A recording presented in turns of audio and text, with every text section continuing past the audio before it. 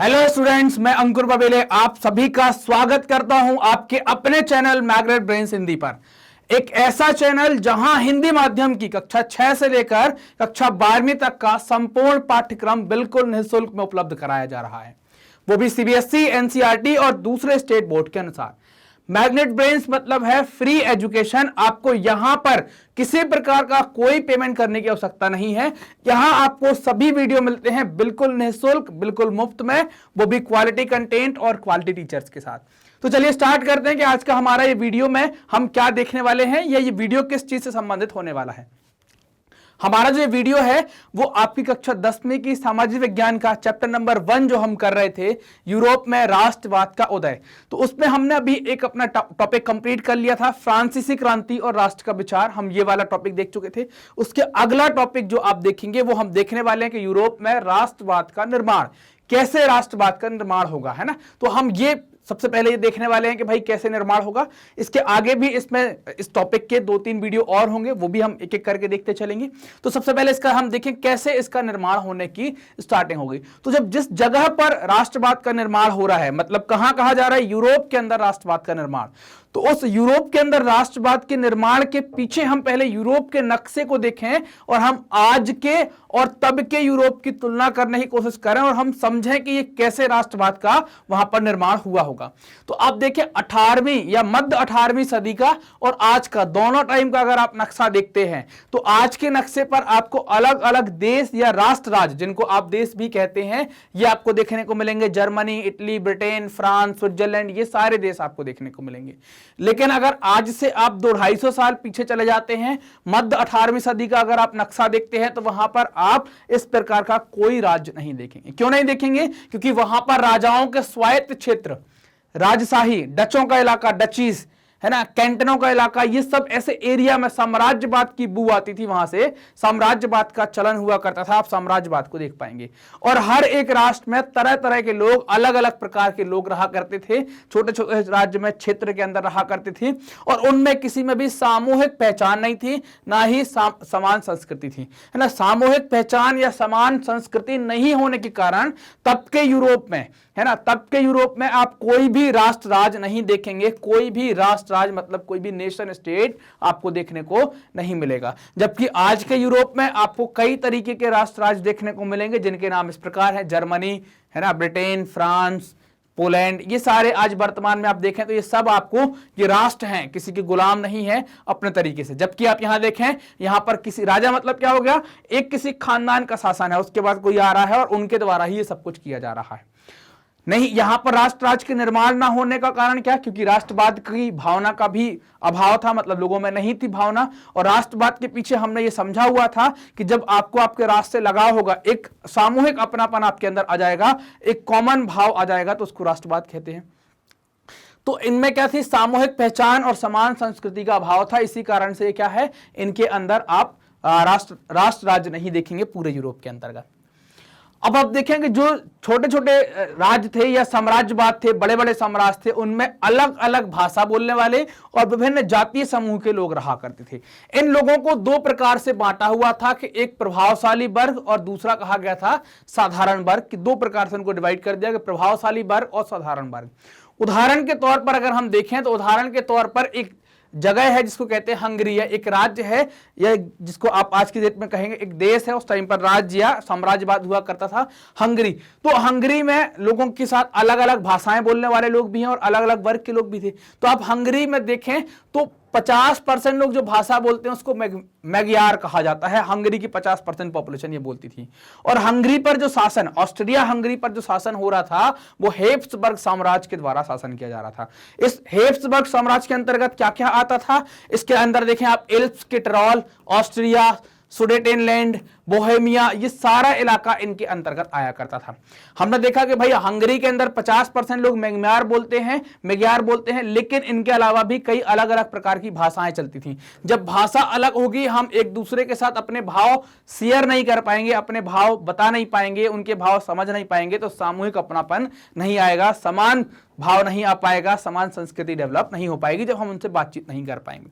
आप देखें यहां पर कि इस हंगरी के अंदर या इस इलाके के अंदर आप लंबार्डी, वेनेसिया, तावली ऐसे प्रांत भी थे। इनमें हम कुछ कुछ प्रांतों को उठाते हैं। तो देखें, हमने दो प्रकार के वर्ग देखे, जिनको प्रभावशाली वर्ग और साधारण वर्ग। प्रभावशाली वर्ग जो है, इनकी संख्या जो है वो कम है, इनकी संख्या आपको कम देखने को मिलेगी और इनकी संख्या आपको ज्यादा देखने को मिलेगी। प्रभावशाली वर्ग के अंदर आप कुलीन वर्ग, जमींदार वर्ग ये देख सकते हैं। साधारण वर्ग के अंतर्गत ज्यादातर आप किसको देखेंगे, सामान्य तौर पर या अधिकतम कौन होंगे यहाँ पर, किसान वर्ग जो होगा उसी को साधारण वर्ग कहा गया है। तो प्रभावशाली वर्ग के द्वारा भाषाएं अलग बोली जाती थी, साधारण वर्ग के द्वारा अपनी आम बोलचाल की विभिन्न भाषाएं बोली जाती थी। जैसे हम बोहेमिया का कुलीन वर्ग देखें तो ये लोग क्या है, जर्मन भाषा बोलते थे। गलीसिया का हम कुलीन वर्ग देखें तो ये लोग क्या है, पोलेशिया भाषा बोल रहे हैं। मतलब साधारण लोगों के द्वारा कोई और भाषा बोली जा रही होगी और इन लोगों के द्वारा कुछ अलग भाषा यहां पर बोली जा रही है। अब हम देखें यहां पर कि भाई साधारण वर्ग के साथ क्या समस्या है। तो साधारण वर्ग जो है वो क्या है, किसान है, मतलब जो खेती बाती के काम से जुड़े हुए हैं वो लोग सब साधारण वर्ग कहलाते थे। आप यहां देखें कि भाई खेती पाती से जुड़े हुए लोग कौन है, तो पूरे यूरोप के नक्शे को आप 3-4 पार्ट में, उत्तर, दक्षिण, पूरब, पश्चिम, ऐसे आप बांटेंगे। उत्तर ऊपर हो गया, दक्षिण नीचे हो गया, पूरब यहां हो गया, पश्चिम यहां हो गया, ऐसे आप हाथ के हिसाब से इनको बांट सकते हैं। तो आप देखें उत्तर में जो बोहेमियन है और जो स्लोवाक है ना, ये सब क्या है यहाँ पर आप देखेंगे, इन इलाकों में आप साधारण वर्ग देख पाएंगे। कार्नियोल और सिलोवंस में, दक्षिण में क्रियोट में, पूर्व में जो रोमन लोग हैं यहां पर आप देख पाएंगे, यहां पर सब क्या हैं, ये सारे साधारण लोग हैं जो खेती करते हैं इन इलाकों के अंदर। पूरे यूरोप के अंदर ये फैले हुए हैं और इनकी संख्या भी ज्यादा हुआ करती थी, बड़ा ग्रुप ये देखने में मिलता था यहां पर।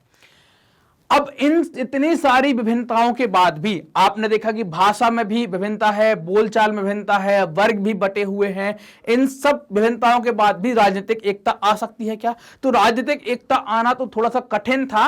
राजनीतिक एकता के पीछे कठिनाई का कारण क्या है कि लोगों में फर्क था। फर्क के पीछे दो प्रकार के लोग हमने लगाए थे, एक प्रभावशाली बांटा था, एक साधारण वर्ग। प्रभावशाली के अंदर कुलीन और जमींदार, साधारण के अंदर हमने किसको डाला था, खेत पर खेती करने वाले किसानों को डाला था, या खेती संबंधी जो लोग थे वो साधारण वर्ग थे। अब राजनीतिक एकता उस समय के यूरोप में बहुत आसानी से नहीं बन सकती थी या आसानी से आगे नहीं बढ़ सकती थी। ये राजनीतिक एकता बने रहने या बढ़ने के पीछे सिर्फ एक कारण था। वो कारण क्या था? केवल सम्राट के प्रति सबकी निष्ठा, राजा के प्रति सबकी निष्ठा है। इस कारण से वो राजनीतिक एकता बन पा रही है या बनी हुई है। या ये किसी सामूहिक अपनेपन के भाव के कारण नहीं है, ये किसी कॉमन संस्कृति के कारण नहीं है कि एक साझा संस्कृति उसके कारण से। सिर्फ राजनीतिक एकता किस कारण से हो पा रही? सम्राट के प्रति सबकी निष्ठा है। बोले यार वो हमारा राजा है, हम अलग बोलते हैं लेकिन वो हमारा राजा है। इस कारण से ये राजनीतिक एकता थोड़ी सी हम देख पा रहे थे यहां पर। तो ये हमने देखा कि भाई कैसे कैसे यहां पर यूरोप में राष्ट्रवाद का ये पहला स्टेप था कि कैसे यहां पर हो पा रहा था।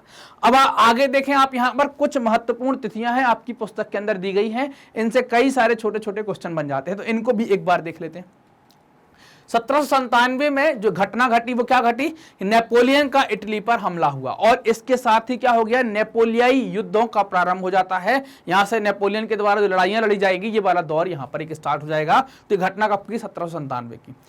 1814 से लेकर 1815 तक का जो दौर है, या एक साल का जो समय है, उसमें नेपोलियन का पतन हो जाएगा और एक वियना की संधि हो जाएगी, वियना की शांति संधि हो जाएगी फ्रांस के साथ। 1821 में आप देखें कि यूनान के अंदर भी स्वतंत्रता के लिए संघर्ष, यूनान जिसको आप ग्रीक देश भी कहते हैं, वहां पर स्वतंत्रता के लिए संघर्ष स्टार्ट हो जाएगा। 1848 में फ्रांस की क्रांति आ जाएगी। फ्रांस की क्रांति में आपने पढ़ा है, क्लास 9 के अंदर देखा होगा। तो यहां पर चूंकि वो 1789 वाली क्रांति है, यहां पर क्या होगा कि जैसे ही नेपोलियन जा रहा है उसके बाद एक और फ्रांस के अंदर रेवोल्यूशन आ जाएगा 1848 के अंदर। आपने जो पढ़ी है वो 1789 के अंतर्गत पढ़ी होगी। 1848 में फ्रांस के अंदर एक छोटी सी क्रांति हो जाएगी। क्रांति में क्या होगा कि आर्थिक परेशानियों से ग्रस्त कारीगरों, औद्योगिक मजदूरों, किसानों की बगावत थी। इसमें मध्य वर्ग संविधान और प्रतिनिधित्वात्मक सरकार के गठन की मांग कर रहा था। क्योंकि आप जानते हैं कि नेपोलियन ने क्या कर दिया था, जो संवैधानिक सरकार बनी थी उसको खत्म करके निरंकुश सरकार, राजशाही स्थापित कर दी थी। तो ये प्रतिनिधित्वात्मक सरकार के गठन की मांग करता है। इतालवी, जर्मन, मैग्मार, पोलिश, चेक आदि राष्ट्रों में या आदि राष्ट्र राज्यों की भी या नेशन स्टेट की भी मांग होने लगी, जो आप देखें नेपोलियन के दौरान या नेपोलियन के कब्जे में यहां पर हुआ करते थे। 1859 से 1870 तक, है ना, 1859 टू 1870 तक इटली का एकीकरण हो जाता है। याद रखना, कई बार डेट पूछते हैं कि इटली का एकीकरण कब कंप्लीट हुआ, तो 1870 में कंप्लीट हुआ। 1866 से लेकर 1871 तक जर्मनी का एकीकरण कंप्लीट हो जाता है। 1871 में आप जर्मनी का एकीकरण पूरा देखेंगे। 1805 में हेब्सबर्ग और ऑटोमन साम्राज्य में स्लाव राष्ट्रवाद मजबूत हो जाता है। ऑटोमन साम्राज्य जो उस्मानिया सल्तनत के अंतर्गत आता था, या उस्मानिया सल्तनत को ही ऑटोमन साम्राज्य कहते थे, वहां पर भी एक राष्ट्रवाद आ जाएगा। इसको कहते हैं स्लाव राष्ट्रवाद की स्लाव राष्ट्रवाद जो है मजबूत होता है, वो बुलंद होना स्टार्ट हो जाता है। तो ये कुछ तारीखें हैं, इनकी डिटेल जो है वो अगले वीडियोस के अंदर हम धीरे धीरे देखते जाएंगे, लेकिन ये जो डेट्स हैं वो आपकी बुक के अंदर दी गई थी, कई बार वन लाइन फैक्ट के लिए बहुत महत्वपूर्ण हो जाती हैं, तो इनको भी आप याद रखिएगा। आपकी सुविधा के लिए मैग्नेट ब्रेन ने magnetbrains.com अपनी एक वेबसाइट डेवलप की है, ताकि आप अपने वीडियो सिस्टमैटिक तरीके से एक के बाद एक आसानी से देख सकें। जैसे ही गूगल पर आप magnetbrains.com डालेंगे तो एक पेज ओपन हो जाएगा। इसमें आप अपना मीडियम सेलेक्ट करेंगे, अपना बोर्ड सेलेक्ट करेंगे, भाई हिंदी मीडियम में जाना है, आप हिंदी मीडियम गए। उसमें क्लास सेलेक्ट करेंगे, कौन सी क्लास है, क्लास सेलेक्ट कर ली। फिर उसके बाद किस सब्जेक्ट को पढ़ना है, आप सब्जेक्ट सेलेक्ट कर लें। मान लीजिए आपको सामाजिक विज्ञान पढ़ना है, तो आपने सामाजिक विज्ञान सेलेक्ट कर लिया। ये 2 प्रकार के वीडियो आप देख पाएंगे यहाँ पर, तो आपने वो सिलेक्ट कर लिया।